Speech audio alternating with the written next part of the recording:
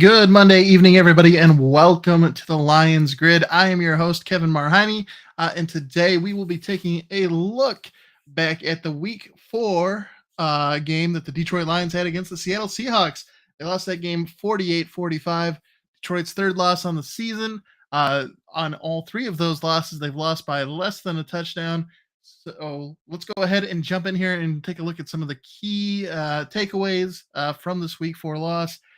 And I think there's quite a bit to say this week, so we're gonna jump in. I think it's gonna be a little critical of the lines, especially as optimistic as I think Joe and I were in the pregame episode. Post game, there's certainly some thoughts after what we saw this week against Seattle.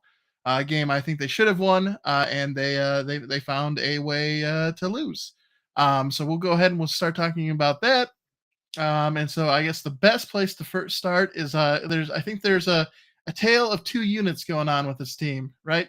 You have the offense, which is ranked first in the NFL in points per game scored, and then you have a defense that's ranked 32nd in the amount of points per game allowed. So as good as the offense is, the defense is just as bad. So, as my dad points out there in chat on YouTube, yeah, the Lions defense is bad. They suck. They are horrible. They're a problem.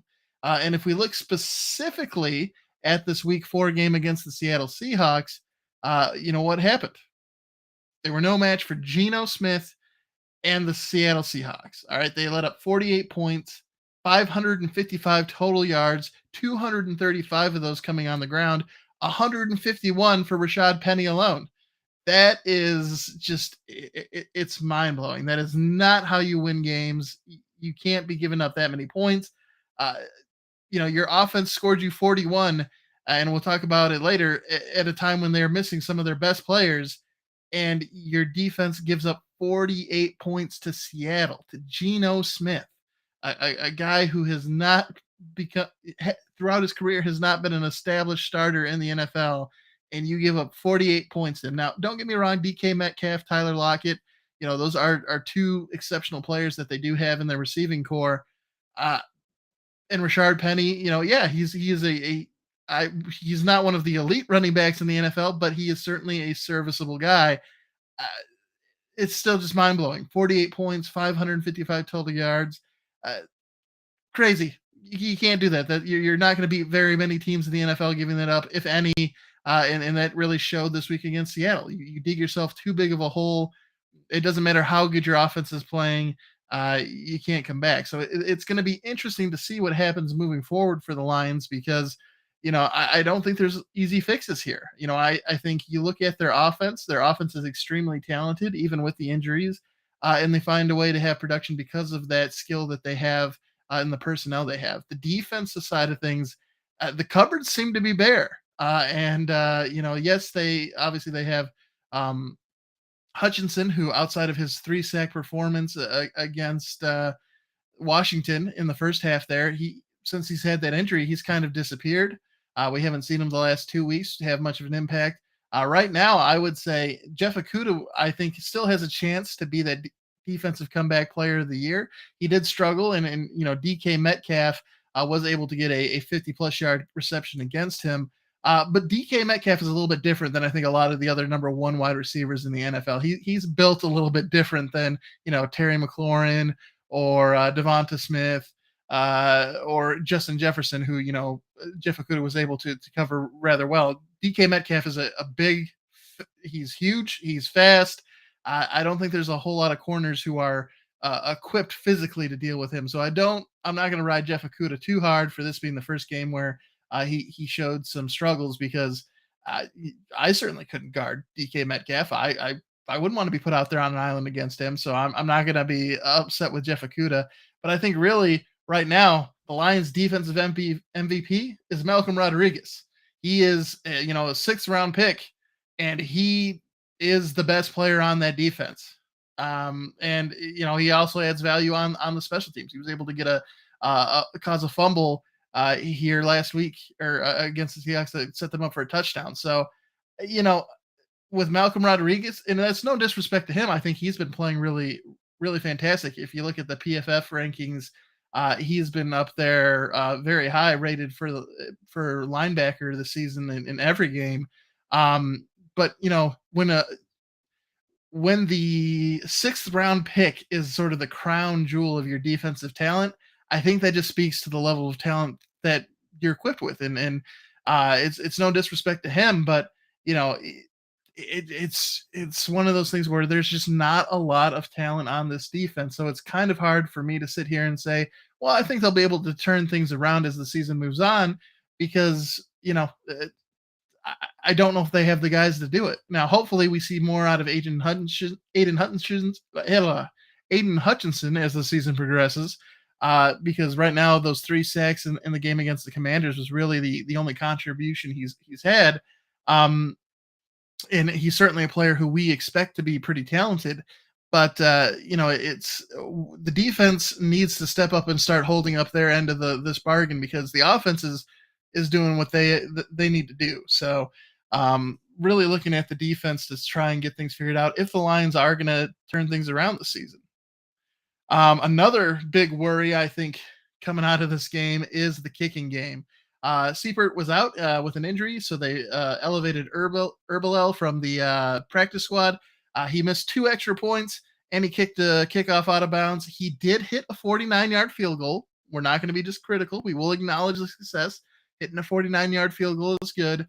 But, 2 missed extra points, kicking the ball out of bounds on a kickoff, those are things in a game where you're struggling, you don't need those things. And really, we're just looking for a special teams unit that can just, uh, do what they need to do. Go out there and do the things you're paid to do and execute on the things you should. And hitting extra points is something you should be able to do. Not kicking the ball out of bounds on a kickoff. You give the enemy team they're starting from the 40-yard line at that point when the penalty is assessed. Really hoping to clean those things up. But kicking game is an issue because Seipert, even when he was in, he had his struggles against the Vikings. So we're a long way away from the Jason Hanson, Matt Prater days where we felt pretty comfortable as a kicker. Right now, it's a little bit worrisome, and I don't feel too confident when I see the special teams head out there. Taking a look now, and as we've talked about, I think the offense has been successful while the defense has struggled. And I think that's kind of surprising that they found a way to do that despite not having Amon-Ra St. Brown, not having DJ Chark, not having DeAndre Swift. Being able to continue to produce at the level they have has been impressive. And like I said, they're still the first number one team in terms of points scored per game. So, really, if you're looking at the offensive side of the ball, I don't think you can be too upset with the production they've had. And taking a look, Hockenson certainly stepped up this week. He'd been sort of missing this season so far, but stepped up 8 receptions, 179 yards, 2 touchdowns, a career day for Hockenson. Hopefully, we'll continue to see more of that. And it's kind of surprising because if you're the Seattle Seahawks defense and all those players I mentioned above, Brown, Chark, and Swift are out, you kind of think you would cover Hockenson and try and take that away because he's sort of the only guy left. But what we saw was Hockenson have a career day. So great to see him step up when the team needed him there. And then Jamal 2 touchdown Williams having another 2 touchdown day, had 108 yards. I think in terms of what he did in the running game, certainly stepped up and did a great job filling in for DeAndre Swift here. But one of the areas where he wasn't so good was in the passing game. And I think that's really where the Lions are going to miss DeAndre Swift because Jamal Williams so far this season has been great running the ball, a great in short yardage, but he can be a talented receiving running back. But this season, he seems like he hasn't been having a whole lot of success there. He did have 2 drops that hurt the Lions at different times during the game. So, he's definitely a stronger runner than a receiver. And I think that is the element of DeAndre Swift that the Lions are going to miss the most is having him impact the receiving game. But Jamal Williams certainly showing that he can. It's nice to have multiple running backs that can have 100-yard games. It's been a while since Detroit's had that. So, like I said, if I'm being super picky, I wish he'd would have had those 2 catches and contributed a little bit more on the passing side of things. But ultimately, I mean, 108 yards and 2 touchdowns on the ground. I don't really know what else you can ask for a guy who's playing in relief of the starters. So, um, but really, as we come out of this week, Joe and I both had picked the Lions to go to 2-2 and really show that they potentially had the ability to challenge for the playoffs this season.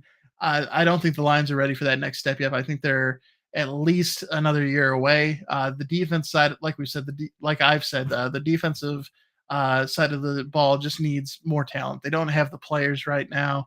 Um, there's a lack of consistency as well that I've talked about throughout the different weeks. I've talked about wanting to see 4 consecutive quarters of consistent effort from the Lions. And this week, they certainly got off to a slow start. It wasn't until that fourth quarter that they really started to push the Seahawks and really start to make that a game. I think that's just really that lack of consistency. Consistency shows that they're just not ready to be that playoff challenger yet. The defense isn't consistent in its ability to rush the passer, get home and make the quarterback make mistakes. There's just so many things I think at this point that defense is a ways off. And I can see there my dad chipping in with the 2 years minimum on the defense. Could be a 2-year process because we right now we haven't seen a whole lot out of Aiden Hutchinson. Um, hopefully he will turn things around and get that pass rush going for them and have us feeling a little better. But that defense is rough. Malcolm Rodriguez is your best player on defense, and again, not a slight to him, but you would hope that the you know the guy leading your team wouldn't be the 6th round pick. Although hey, Tom Brady led the Patriots all those years, and he was a late round pick himself. But that's certainly not the norm. It's sort of the exception to the rule, I think, in those cases. So, we might have certainly that found struck gold with Malcolm Rodriguez, but um, really would like to see the rest of that defensive unit start holding up their end of the steel because Jared Goff in the offense. I mean, that's not to say Jared Goff isn't without mistakes. He had a pick six in this game, but the offense really, with all the injuries, I think performed very admirably, and they scored 41 points. They're definitely scoring the points.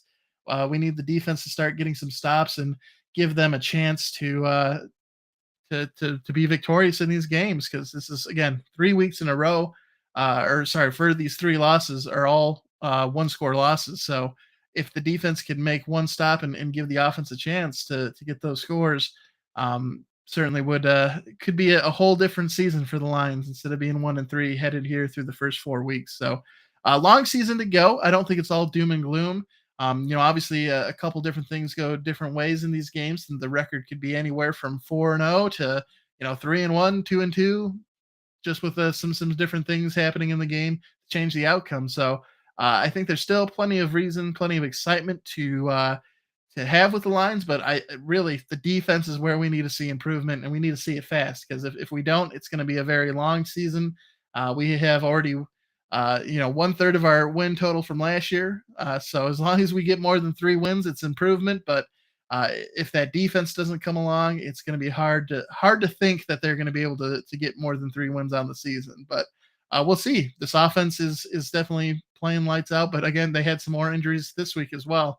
So you're going to see a little bit more of Tom Kennedy, and I know Khalif Raymond got hurt a little bit, and so did Cephas. So it's going to be interesting to see what sort of corpses they send out there for the receiving core moving forward. Hopefully, Brown and Shark can get back sooner rather than later. But uh, the offense is giving you everything. We need that defense to step up and match their play. So until that happens, I wouldn't really be counting on the Lions to be putting up a whole lot more wins. So next week, they will be taking on, or sorry, this weekend, I guess they'll be taking on the Patriots. Um, I'm not sure if an official ruling has come out yet about whether or not Mac Jones will be behind center for the Patriots or not. The Lions, from a betting perspective, have opened up as um, small underdogs to the Patriots. So we'll see how that goes, and we'll do a pregame episode on Sunday and take a closer look at what the keys are for the Lions in that game against the Patriots. When we know for sure whether it's Mac Jones behind center for them, or if we're going up against the third string QB there who filled in for Hoyer. All right. Thank you for tuning into the Lions Grid. Again, we are coming to you live here on YouTube, Facebook, Twitch, and Twitter. You can go to any one of those channels, whichever one suits you best. Look for the Lions Grid and find us. And happy you tuned in. We'll catch you on Sunday for our our pregame episode as the Lions take on the Patriots. Thanks for tuning in. I'm Kevin Marhine. We'll catch you during the next episode. Peace.